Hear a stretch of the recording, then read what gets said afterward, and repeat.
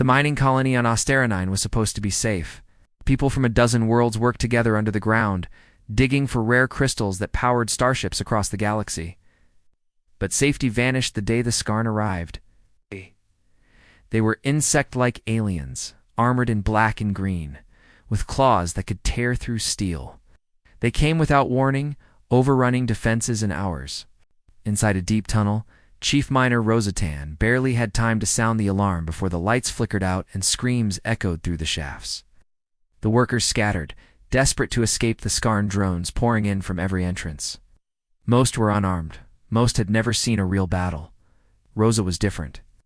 She'd been a soldier before she was a miner, and her spirit hadn't faded. She found a radio and called for help. The only answer was static, except for a faint reply from a young technician, Ari, hiding near the reactor room. Rosa took charge. No one else is coming. She told the survivors she gathered in the darkness. If we want to live, we fight together. Around her stood miners, cooks, medics, and engineers, people who'd never fired a weapon, now holding pipes, tools, and whatever they could grab. They barricaded the tunnels, set traps with explosives meant for mining, and used heavy machinery as shields. Ari rigged up a remote system to close blast doors and confuse Skarn sensors. With every attack, Rosa and her crew adapted, dropping debris on Skarn squads, flooding passages with steam, even fighting hand-took-law when the aliens broke through. The Skarn commander sent a message through the colony speakers: "Surrender, and you will live. Resist, and you will be eaten." Rosa replied with her own broadcast: "We're not surrendering. This is our home. You want it? Come and take it." Hour by hour, the colony shook with explosions and screams. The Skarn swarmed, but the humans fought back harder. When a group of miners was cut off, Rosa crawled through a flooded shaft to lead them out. When Ari's control panel shorted out, she fixed it with bare hands, ignoring the burns. A medic named Tomas patched wounds while swinging a wrench at any Skarn that got close.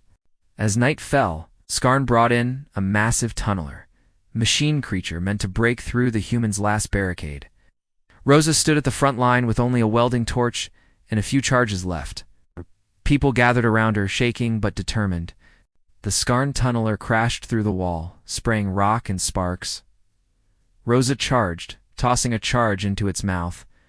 Ari triggered the explosives at just the right moment. The machine exploded, blocking the tunnel with fire and rubble. For a moment, there was only silence. Emergency lights flickered on.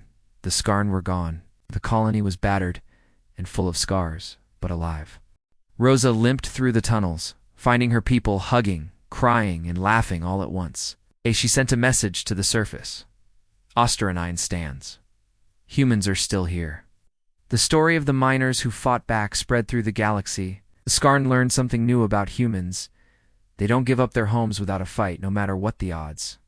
The other colonies started preparing, inspired by Astera-9's stand.